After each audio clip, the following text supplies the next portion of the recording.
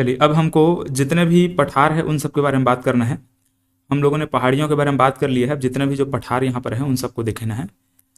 देखिए, तो यहाँ पर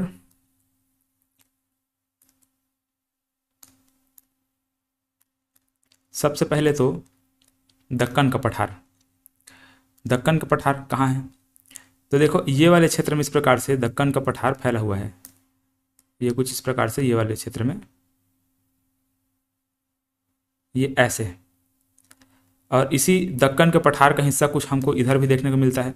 मतलब चाहो तो इसको ऊपर साइड भी बना सकते हो, मतलब कि इधर वाला जो हिस्सा है ऐसे, इधर भी कुछ कुछ मात्रा में हमको दक्कन का पठार देखने को मिलता है। इसी प्रकार से हम यहाँ पर एक पठार ऐसे देखते हैं, राजस्थान साइड में देखते हैं, इसको बोलते हैं मेवाड़ का पठार। इसके बाद यहाँ पर एक पठार देखते हैं, इसको बोलते हैं मालवा का पठार। ठीक है, और ये क्या था? दक्कन का पठार। दक्कन का पठार कहाँ कहाँ है पूछा जाएगा तो आप बताएंगे।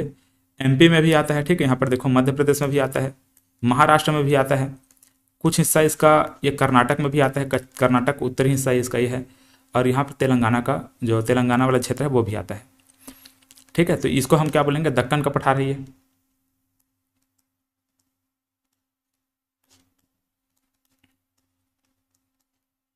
ठीक है, दक्कन का पठार है। ये है मेवाड़ का पठार।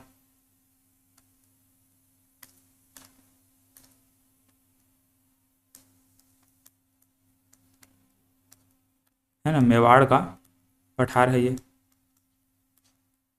ये है मालवा का पठार।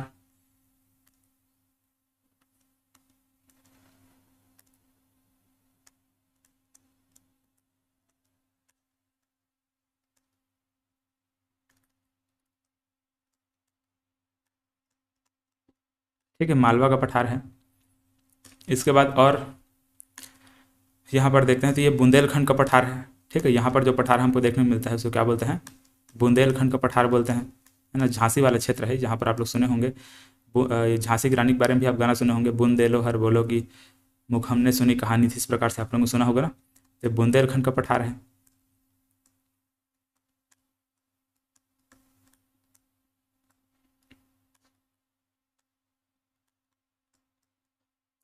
ऐसे है। इसके बाद यहाँ पर बघेलखंड का पठार है ना, ये वाले हिस्से में एमपी में क्या चीज़ है? एमपी और छत्तीसगढ़ में भी आता है ये बघेलखंड का पठार।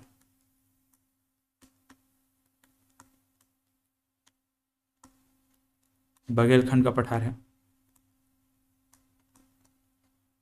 इस प्रकार से।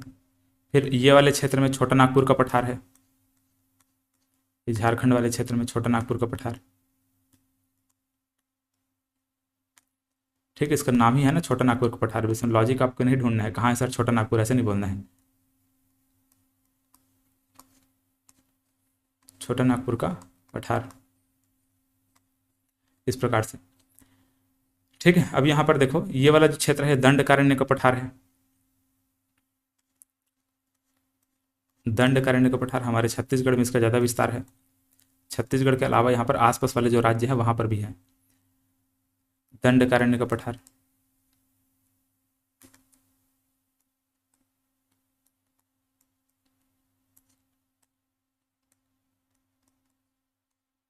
ठीक है, दंडकारण्य का पठार। इसके बाद यहाँ पर तेलंगाना का पठार है और यहाँ पर आंध्रा का पठार है। ये दोनों को मिला करके, तेलंगाना और आंध्रा ये दोनों को मिला करके एक साथ बोल देते हैं रायलसीमा का पठार। ठीक है, ये वाले क्षेत्र को ऐसे बोल देते हैं रायलसीमा का पठार।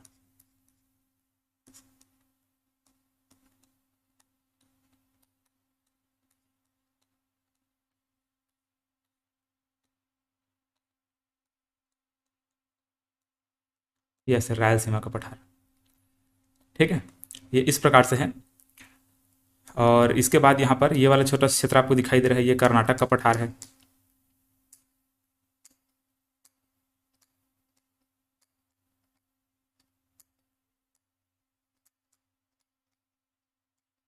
ना, यहाँ पर मैं आपको बता दिया था शिलोंग का पठार कहलाता है ये।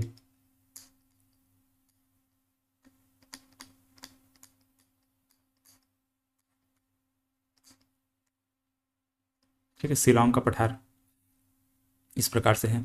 ये वाला जो क्षेत्र बचा हुआ है इसको ग्वालियर का पठार बोलते हैं। है ना, ग्वालियर वाला क्षेत्र है, इसको ग्वालियर का पठार बोला जाता है ऐसे।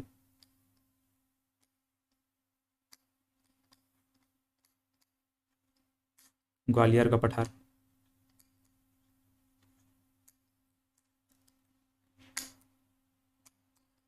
यहाँ पर लद्दाख वाले क्षेत्र को लद्दाख का पठार बोल देते हैं, है ना। हालांकि यहाँ पर पूरा पहाड़ी हम लोग पढ़े हैं, लेकिन ये क्या चीज़ है, लद्दाख के पठार के भी नाम से इसको जाना जाता है ऐसे, ये वाला क्षेत्र ऐसे। अरे सबसे ऊंचा पठार है ना, बहुत ऊंचाई पर है ये, इसको सबसे ऊंचा पठार के नाम से जानेंगे भारत का।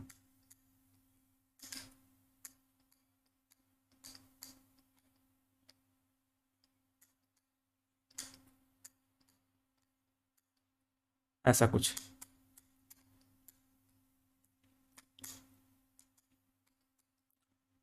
चलिए अब इसके बाद यहाँ पर एक छत्तीसगढ़ का मैदान देख लीजिए, ठीक है। ये वाला क्षेत्र है, छत्तीसगढ़ का मैदान है, छत्तीसगढ़ का मैदानी क्षेत्र है ना, यहाँ पर बीच में ये ऐसे, जो रायपुर बिलासपुर वाला जो क्षेत्र है, मैदानी क्षेत्र है, ये छत्तीसगढ़ का मैदान है।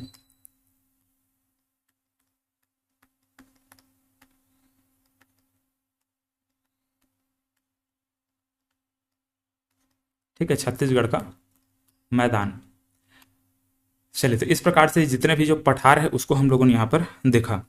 ठीक है, यहाँ पर जो ये वाला छोटा नागपुर का पठार है, छोटा नागपुर के पठार के अंदर में एक छोटा छोटा और पहाड़ मतलब पठार आता है, जैसे कि एक हजारीबाग का पठार उसी के अंतर्गत आता है ना। इसके अलावा रांची का पठार उसी के अंतर्गत आता है ना। चाहे तो छोटा छोटा यहाँ पर और बना सकते हैं। इसी के अंतर्गत क्या क्या आता है, हजारीबाग का पठार आता है, रांची का पठार आता है। ठीक है, ऐसा कुछ है छोटा छोटा। तो ये इस प्रकार से हुआ। और इसके बाद एक और यहाँ पर लिख लीजिए,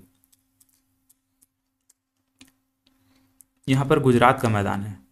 ठीक है, यहाँ पर तो फिलहाल गुजरात, यहाँ पर इसको सौराष्ट्र का मैदान बोलते हैं। ठीक है, ये वाले क्षेत्र में एक मैदान है, आगे मैं इसके बारे में बात भी करूंगा, जब तटीय मैदान में पढ़ाऊंगा ना तो वहाँ पर मैं बात करूंगा यहाँ पर। ठीक है, ये वाले क्षेत्र में कुछ ऐसे है, ऐसे टाइप से सौराष्ट्र का मैदान बोलते हैं इसको, सौराष्ट्र या फिर काठियावाड़ बोलते हैं।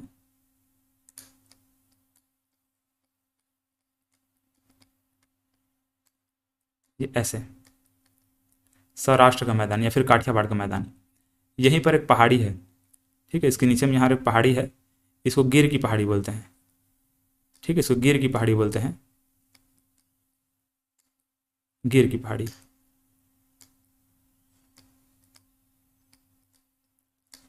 पहाड़ी वाले टॉपिक में इसको बता देना चाहिए था, लेकिन वहाँ पर मैं नहीं बता पाया था, इसलिए यहाँ पर बता दिया, गिर की पहाड़ी के नाम से इसको जाना जाता है।